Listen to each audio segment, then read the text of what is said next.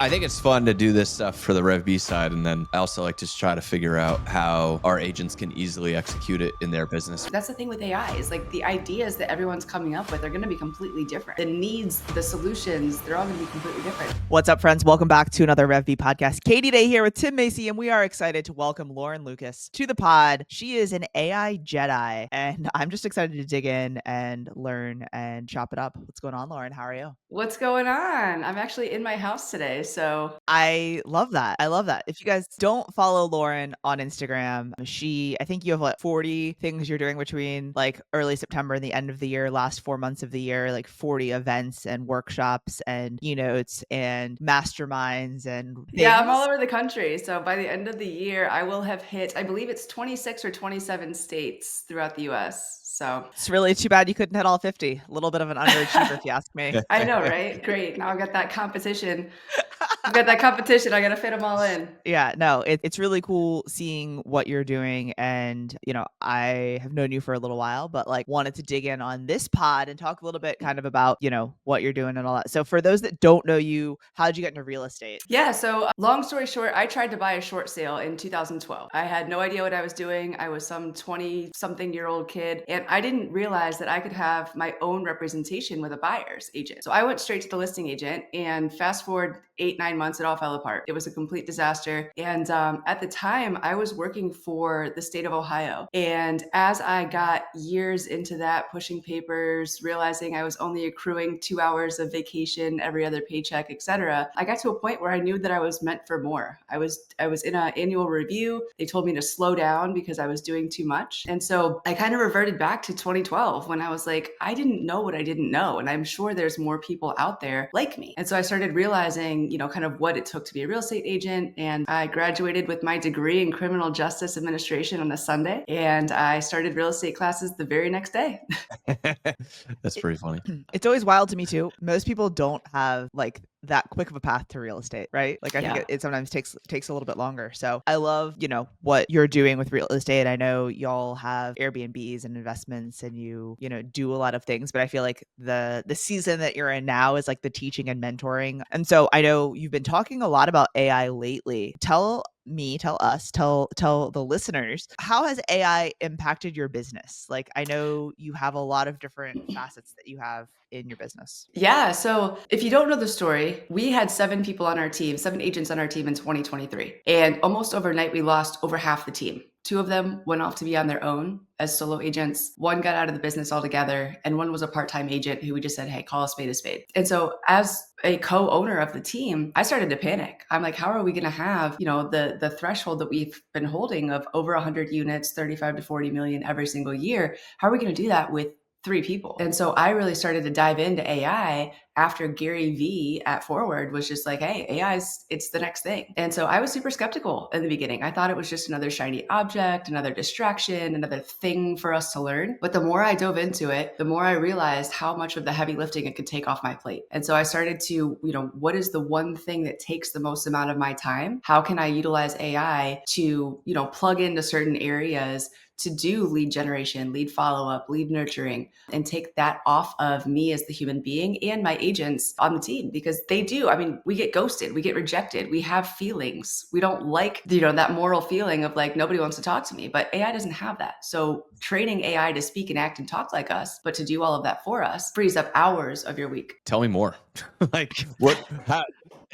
This all sounds amazing. I think this is where a lot of the industry is going. I think that's a lot of where the world's going. So tell me more about how you're implementing this like on a tactical level. Totally. So for the lead generation side of things, I know, Katie, I think you use ManyChat. I've used it once or twice. Yeah. So ManyChat is what we use to, utilize AI to figure out who your ideal client is, create something of value for that person that solves their pain points. So for example, if I'm working with a first-time home buyer, I could have 7 mistakes to avoid when buying your first home. And then I could set up a ManyChat automation to deliver that thing. And so what happens then is instead of me having to cold call, door knock, et cetera, I'm now attracting my ideal client into my ecosystem. They're a hot body who stopped the scroll to give me their information to get that thing of value that I'm giving them. So that's the lead generation side of things. So many questions.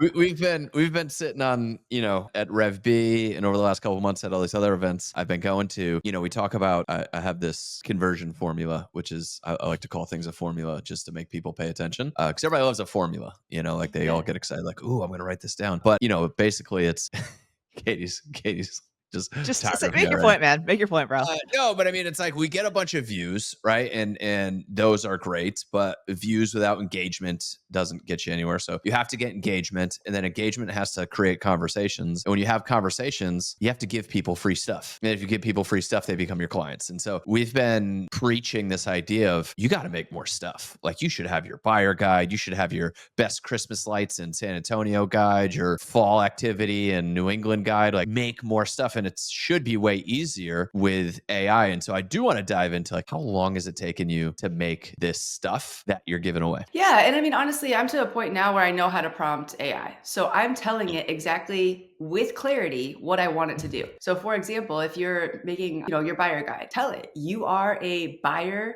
specialist in this market. Call it Houston, Texas. I want to create a buyer guide that's going to tell them things to prep on how to even, where to start before pre-approval, how to get pre-approved, how to start looking at houses, expectation on how many houses to look at. So they're not sending me 50 per weekend to go look at, the process, what inspections are, why they're there, what could pop up. I was speaking on a panel the other day, and one of the panelists was all about data, Ohio data for housing. And he said over 40% of the houses that have been sold so far this year in Columbus, Ohio are built between 1950 and 1979. And so we jumped on AI and we're like, what problems could arise with a house that was built between 1950 and 1979? And it said galvanized piping, asbestos, knob and tube electric, et cetera, et cetera. So those are ways that you could do it on the fly. So if I'm in the house with the buyer and I'm like, hey, I know you don't want to pay, 10% more for a newer home. However, these are some things that you should be aware of that could pop up that could cost way more. And what I love too is like you said this person was like a data analyst or something like that, right?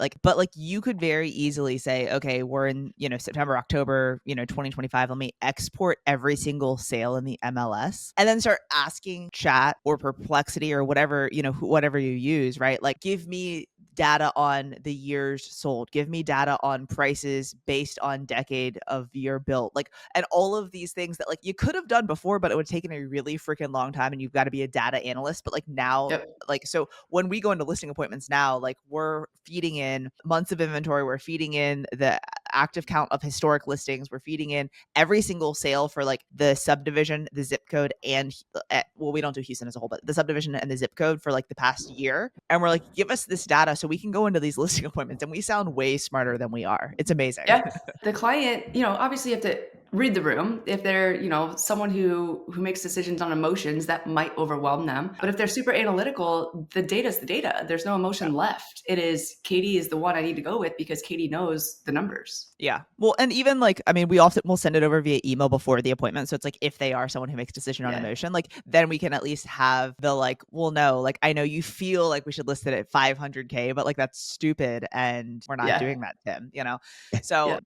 I like how the stupid seller immediately became Tim. Oh no, Tim. So when you're doing presentations, I think you both know this, right? You pick someone in the room and well, Lauren, and you use their name. Yeah, so I just picked one person in the room. So anyways, the thing that you said that I pulled from the beginning of what you said is you were I now really know how to prompt with clarity. Some of that I think comes from experience. But Tim and I, as we've been making really stupid images and really dumb talking videos with Gemini and everything, often you just have to ask it how to prompt. What do I need to say in order for you to do this? And you can kind of go back and forth. Yeah. What advice do you have on prompting? Yeah, totally. So that is, the best part about AI is when you don't know how to use it, you could ask it and it'll tell you. That's the best part. So if you did have run into something where you're I really want to do this really cool thing, just tell it what you want the outcome to be and it will write the prompt for you. My framework on my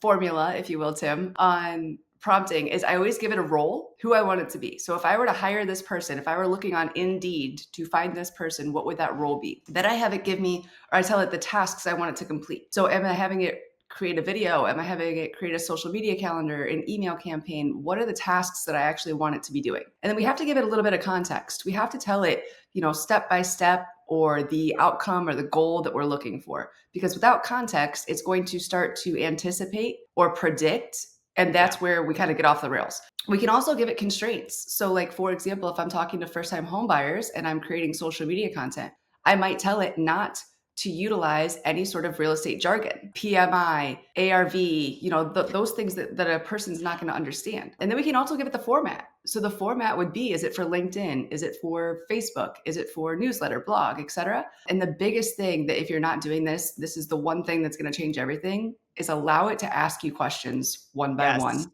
for clarity. Because if it asks you questions, it's no longer trying to predict or anticipate what it is that you want. That's the clarity piece. But if you're telling it to ask you, call it 3 to 5 questions, and it just dumps those questions to you, it's also not analyzing your response before moving forward. So having it ask one by one allows that conversational piece to get to the bottom of the clarity. The one by one is huge. And I also think about that like just in real life. I was recently on a podcast and like the podcast host asked me questions like in threes. And it would be like, Lauren, what do you think about like how to prompt AI? And what's your favorite prompt? And what do you use? And like, I immediately forgot questions 1 and 2. So I would just like kind of rant on what I wanted to rant on. And I'd be like, I'm so guilty. Does that work or do you need more stuff? Like, I do that all the time when I'm asking questions. I'm the worst. I'm always like, how do you feel about this and that? Well, if they all kind of tie together, but it would be like, Lauren, how do you prompt AI? What's your favorite color? And do you use ChatGPT or Perplexity more? And you'd be like, my favorite color is blue. What? Yeah. And to Tim's point, I mean, if you can kind of chain them together in a flow that makes sense, there are ways that I can, kind of wrap up 4 or 5 points in that one series of questions and not have to keep saying back to. But if you're not doing it that way, then I mean, you're kind of just like throwing spaghetti against a wall. And I'm like, wait, what was the first question again? Yeah.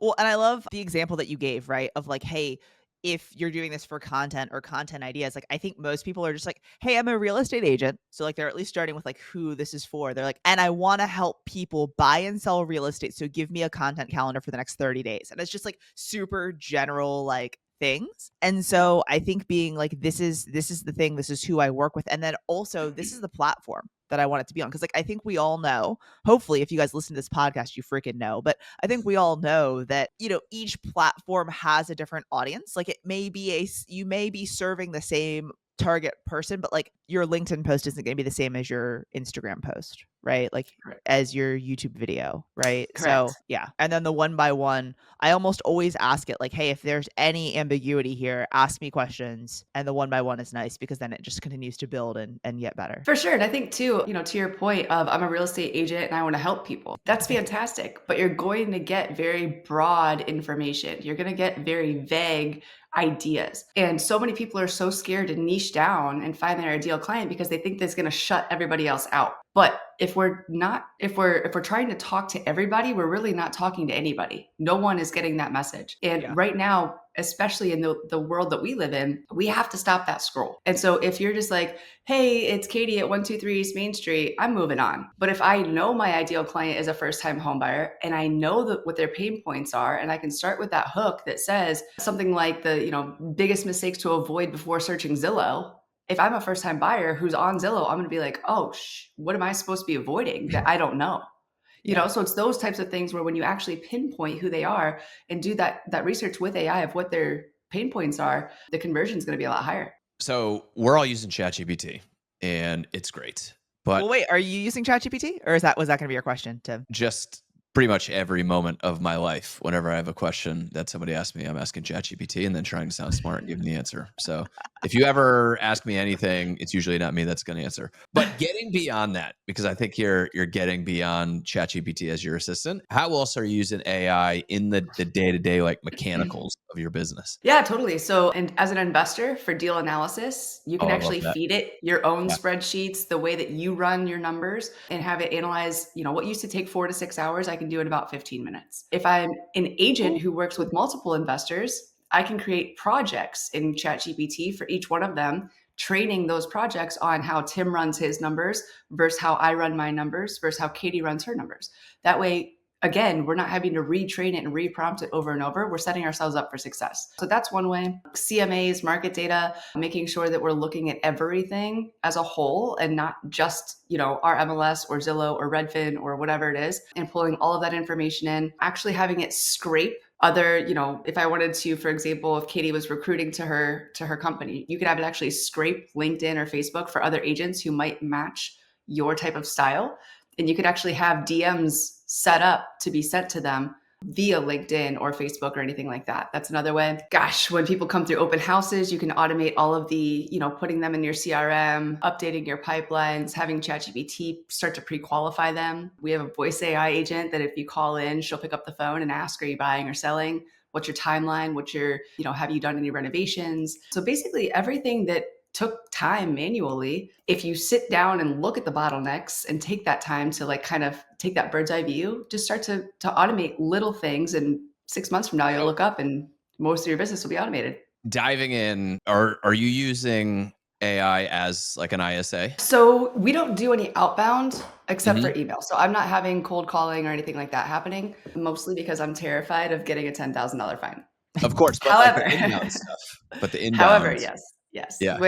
If you look on Google or Yelp and you find that phone number, it calls into a voice AI who picks up. Her name is Maggie. She's basically an ISA for our team. And so then, just out of curiosity, because I'm a nerd, what did you use to set it up? Yeah. So I've built everything into the Go High Level platform and white labeled it. So I use the one that's native in GHL. If you want a standalone though, there's tons of them out there. Bappy's pretty good. Yeah. You can just Google voice AI if that's just the standalone product that you want. But I've done all of our automations. I white labeled GHL, added in AI Studios, connected ChatGPT Playground. I mean, just kind of put it on steroids. Yeah. To some people right now, you're speaking like just a freaking Greek. I love it. No, I don't think so. I think more and more people are catching on. They understand it. And like me, they just aren't sure on the execution of it. But I do think that in the very near future, a large percentage of people will have whatever their business number is, and there will be an AI on the other end of that to pick it up on the first ring and then keep them conversational until they can connect that person with one of the agents. Well, so I like the idea, and this is like the VAPI of having like the AI bot where it's like, I'm telling you this is an AI bot. Yeah. Right? Like not like, hey, this is Susie or Maggie or whoever, right? Like this is an AI bot, but you can call in and ask questions about what it's like to buy a home in Houston, Texas, and feed in all of the answers and then have it learn and start to whatever. And like it just be a thing where it's like, how back like 2015, 2016, 2017, like people were using ManyChat to do like the conversational, like, hey, you're looking to buy a house. Awesome. Lauren, how many bedrooms would you want? Cool. How many bathrooms? Awesome. What area of time? Like those type of conversations back and forth, but like an AI bot that's like voice, and with 11 Labs, like cloning your voice. So it's like, oh, talk to AI Katie. I don't know. I haven't built it out, obviously, but that's something that I think about. And I don't believe, at least in Ohio, there's no disclosures yet of having to say that it's AI that's talking. But I would not be surprised if it's coming. You know what I mean? So to your point, like saying this is Lauren AI, et cetera. But here's the thing is with the voice AI, there's a couple of different things that I'm trying to solve. One, speed to lead for us. So if they call us and we're not available, they're not going to the next person through Google. Two, satisfying what the consumer is looking for. If they get someone who's answering, who's asking them the right questions and getting them through a funnel or a mousetrap of getting them to book appointment on our calendar, we're just letting them know, hey, this is going to save you 30 to 45 minutes when we actually show up as the human being for this consultation. We're getting all of this data from you now. And that also solves the fact that when I show up for that consultation, I already have the net to seller, the search set up, the comps pulled, referral partner in place if I need to, et cetera. So what they are interviewing the three of us, I'm already a couple steps ahead and I'm streamlining the process for them. Yeah, there are so many things to do. But I love what you said about how it's like you just start, you do like the one thing and then like you do another thing and then like 6 months later you're like, oh man, look at all the stuff that's now automated or now has an AI component. I think too many people are like get overwhelmed by, hey, there are so many things that we could do and they never get started. So 100%. And that's what my biggest thing is, just grab a whiteboard or a piece of paper and write out manual processes that you do that take too much time or there are things falling through the cracks, and start to plug in AI there first. And then take step two is this next biggest thing, then the next biggest thing. It's not like, don't bite into the whole onion. Like, take the layers back, right? If you're biting into an onion, we First got of different all, problems, but Yeah, let's start there. but peel No. the layers back. And I guarantee you, like, I did this talk yesterday in Savannah, Georgia, and there was on 99 days left in the year. So today we must be at 98 days left in the year. But if you take 1 hour a day, that's it. Commit to 1 hour a day for the next 98 days, which is just to the end of the year. 2026 will look completely different for you if you just do that and implement. Tim, you got that? Well, implement? This work. An hour a day, brother. No, I do. And Lauren, I appreciate you touching on it because there's so much stuff we could do. There's so much stuff we could do. And when we think about all the things, it gets very overwhelming and we end up doing none of it. And so with that context, if I am an agent who I love our solo agents that are really like small teams, right? So it's like one rainmaker with assistant, a TC, maybe like one showing partner, right? Those are my favorite, most profitable kind of situations. If you're that person, what's the first place you think they should start? Well, if you don't already have good standard operating procedures, SOPs, I would start there. Because if, God forbid, that one person, you are so reliant on that little nucleus that if one person is sick or on vacation or things like that, it could completely implode. Yeah. So starting with those SOPs, and if you don't have them, that's okay. Tell ChatGPT, just pull it up and even dictate, turn on the microphone and just talk to it. From start to finish, this is what we do. Create me a standard operating procedure. And having those standard operating procedures available will then allow you a couple of things. If those people stick with you for forever, fantastic. You're just more streamlined and efficient. If they go on vacation or, maternity leave or God forbid leave for any reason, you have something to hand over to the next person without having to take that job back. And 3, if you decide that you don't need a person to do it anymore, you can just plug that into AI and say, hey, here's your job description. Get ready and get going. So that's where I would start with that sort of setup. But on the conversational AI, like what's the easiest way to just get AI to answer the phone for me when somebody calls my number and then I can, get to it? Yeah, I would say if you want something full blown like business in a box, go high level, or what I've white labeled is already set up for real estate agents. If you're just looking for that phone call, VAPI is a really good one. That's I think it's like $57 a month or something. But there's tons of them out there. So if that's only what you're looking for, I would just Google and kind of do a little due diligence on which one serves best for you. Because a lot of them too are evolving rapidly. Yeah. They are becoming more conversational. You can connect them to 11 Labs to be your voice. There are others though that, they set it up one time and they haven't really evolved at all. So I would do your due diligence on that. And I would make sure that if you're going to have voice AI, that they have the ability to trigger off different workflows. Meaning my voice AI, if they ask for a human, if they ask for Lauren, it'll automatically transfer that call to my personal cell phone. If they ask to book a consultation, it'll actually book them on the calendar. So it's not just there to answer questions, it's there to actually do things on our behalf. And that's all through Go High Level. Katie, I think we've talked about Go High Level, but I think it's time. Well, but we just need a better CRM for REVB other than having an email list and a spreadsheet of previous people that have attended REVB. Okay. This is the REVB podcast. I don't think they know just how little infrastructure there is behind REVB. I have a lot of infrastructure. Just because you don't have infrastructure, Tim, doesn't mean. So, okay, this is. I think the people that listen to this podcast on a regular basis probably know us pretty well and actually have our personal cell phone number. So if you had like an actual question, you would DM me on Instagram or you just freaking pick up the phone and call me. Would it be something of value that you could call to ask questions and buy your REVB ticket talking to AI Tim or Katie? Send me a DM if you think that's actually something like, needing a CRM and then having what we're talking about right now is a pretty fucking significant jump. Tim. Well, Lauren, I think too the other thing that I'm interested in, not acknowledge anything I say. I'm using REVB as the idea, but I think this pertains to agents too. How easy is it to get the mind mapping? I don't know what the right term for it is, where we load up all of the podcasts, we load up all the stuff that we teach at REVB into this one Katie bot, and then people can ask Katie bot questions and get the right answers. And I think the same thing is coming in the future too, where I tell my AI what I think about the market, how I think you should buy a house, what I think the best listing strategy is. And then when people have questions, they ask that AI and get faster answers, but they're still my answers. Like, how are you seeing that come in at all? Absolutely. I think that, to load up information, frequently asked questions, your guys' website, and have the system crawl for any sort of question that person may have. I mean, you could do that this afternoon. Couldn't that just be a custom GPT? Not if you wanted to pick up the phone and actually have that Oh, conversation. if it's like a fucking, Yeah. But like, Yeah. but for what he's saying and a thing, like I could load all of that in to Yeah. files of a custom GPT and then prompt it on how to respond to people if they had Totally. AI. I mean, if I were you and you want to attract ideal client in, I would create something of value on social media, set up a many chat flow to auto DM after comment, and then I would make a chat GPT, a custom GPT, take that URL and that is what it delivers to those people. Tim, you taking notes? Is that custom GPT? Yeah, I'm thinking back though to the real estate agent side. I could load up all of, my opinion on the market, how we think we should sell houses, what our marketing strategy is, pricing strategy. Like we could put all that into a custom GPT and then we could just give that to sellers. And they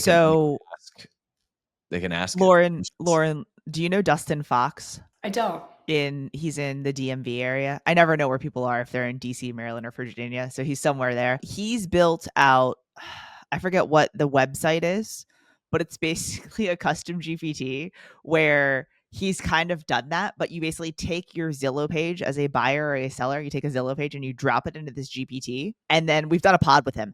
And then it basically tells you like whether like with the saves and with the views and saves, if it's like a good listing or a bad listing, if you should potentially lower the price or potentially do an open house or like, things that you would tell a seller, like about like, hey, your listing sucks, you got to lower the price, or like, hey, your listing's good, but you need to do this, this, and this.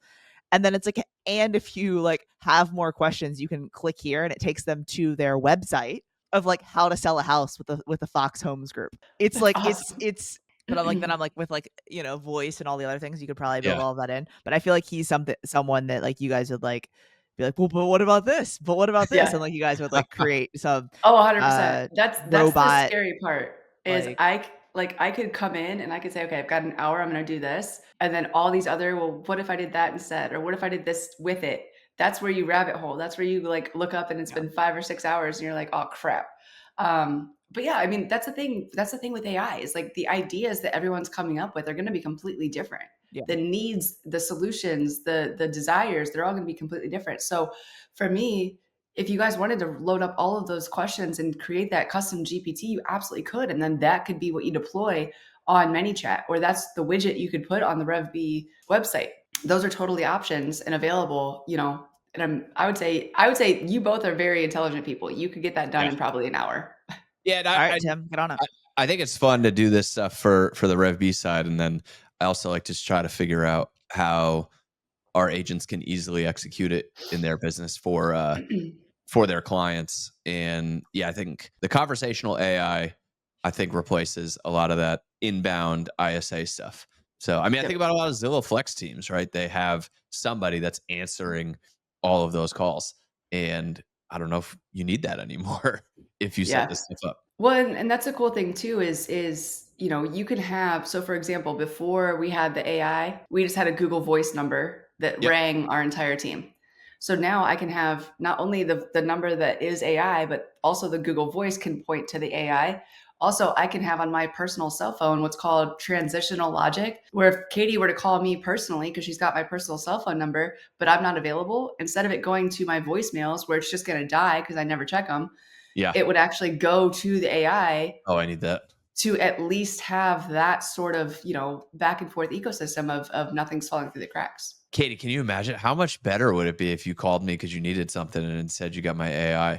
I mean, can we just give me your chat and I'll just talk to him instead, I have a custom GPT called Lauren's Brain, where literally if you wanted to go in, it would tell you how I would negotiate, what inspection report, all of these different things. Yeah, Jason Cassidy has his is Jason GPT, and it's like he's put in all of his favorite like things of his storytelling and all of his favorite authors and like his disc profile and like all these. Yeah. So it's wild. I feel like the thing that I was saying the other day when like I have been feeding in data and like getting stuff like whatever outputs out, I'm like, remember when like a year ago chat could only go back to like 2021? Like, Yeah. remember that? And we would be like, this is great, but it's like so outdated. Like, this isn't something we'll use a ton, but it's like, it's super helpful, you know? And then like now you're like, I think we've all seen the memes of the videos where it's like two people and they're like, chat, someone just knocked on my door. What do I do? And the person's like, answer the door. And like they open the door and they're like, chat, they just opened the door. What do I do? You know? And,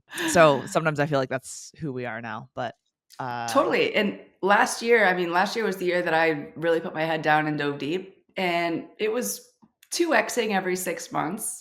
This year, it's like 10xing every month. I mean, it is like boom, agentic, boom, ChatGPT 5, boom, comment, boom. Like every day I wake up, I'm like, whiplash. For sure. Yeah, it's definitely a fun time to be trying to keep up with things. What a time to be alive. All right. I know, right? But we didn't it's cover not going anywhere, so we got to learn it. We didn't cover what I wanted to cover. What do you want to cover? The AI for social media, but it's fine. I feel like this was really good. Well, yeah, I think we talk a lot about social, and we don't talk a lot about operations. And I think most of our agents out there who are crushing social, like a lot of times we need to talk about how to execute the business better. So I love kind of hanging around this topic. No, it's great. Good job. Yeah, I mean, you can automate. So I use make.com. It's a lot like Zapier, but if you use Zapier, same idea, and automate everything. I mean, it can pull from an RSS feed. It could pull from a Google spreadsheet where you're just putting a word in there and then piece together from start to finish what you want it to do. That word can go to ChatGPT. ChatGPT can be trained to write a script for you. That script can then be sent to HeyGen and 11 Labs. Then that can be sent back to ChatGPT, who will, write the caption. Then that can be sent to Facebook or Instagram or YouTube. You can automate your entire social setup. It's just take a day or two, figure out exactly what it is that you want, piece it all together, and you just have to set it up once. So what made you choose Make over N8N? Well, I've been on Make for about 2 years, and N8N just came out this year or end of last year. So it was around first. The reason I stick with it, though, is because N8N is more powerful. Don't get me wrong. But it's more of the developer side. It's all black boxes and hard to read, and it's more for people who know what they're doing. Yeah. And I don't mean that offensively. I mean that as realistically as possible. As someone who doesn't know what they're doing, it resonates. Yeah. I use make.com because it's the brands. I can see ChatGPT's logo. I can see Facebook the logo. And there's already hundreds, if not thousands, of things that are already integrated into make.com. So I don't have to know how to connect API keys or anything like that. I just click a button, hit connect, and it's all set up for me. And then the third reason is I pay like $100 a year. Or if you're not utilizing it that often, you can also just pay as you go, and they call them tokens. You can just buy tokens as you go. Well, and so the reason why I ask is selfish. I'm working on building out our transaction workflow for when we get new listings and then when we get buyers, and then running our TC stuff through Airtable. And so the person that is helping me with this, he has all of his stuff set up Airtable through N8N, and he doesn't know how to code. He had Claude code it all, but like I'm like, would make more sense because I use Zapier now, but I'm not trying to pay Zapier dollars to do what I want to do. Yeah, if you're looking for a lot of conditional logic, meaning if you're doing transactions and you need it to actually read, analyze, and make a logical decision, stick with N8N. All day long, it is higher quality, it is higher with the complexity of what it can do. If you're just looking to automate, like from this to that, post to social media, or from this, like if it's not having to make decisions, if it's not having to actually understand, if it's just a step-by-step process, I would use Make all day because it's cheaper, faster, and easier to understand, in my opinion. I might check it out then. Yeah, again, because it is like this gets put into a type form and then push it in and start the flow. Yeah. So it's all very Zapier like. But yeah, no, that's just me being nosy. That was completely a selfish question. All right. If someone does not know where to find you, other than in the streets, because you are always in another city talking about AI to agents and how they can use it to better leverage their business, where do they find you on the interwebs? Yeah. On Instagram, it is at Lauren Lucas _RE for real estate. So Lauren Lucas _RE. On Instagram and LinkedIn. On Facebook, it's just Lauren Lucas. Lauren, this is awesome. I think the stuff that you're hitting on is very big for the future. So I appreciate you coming on here and sharing some knowledge. I appreciate being here. Thanks, guys.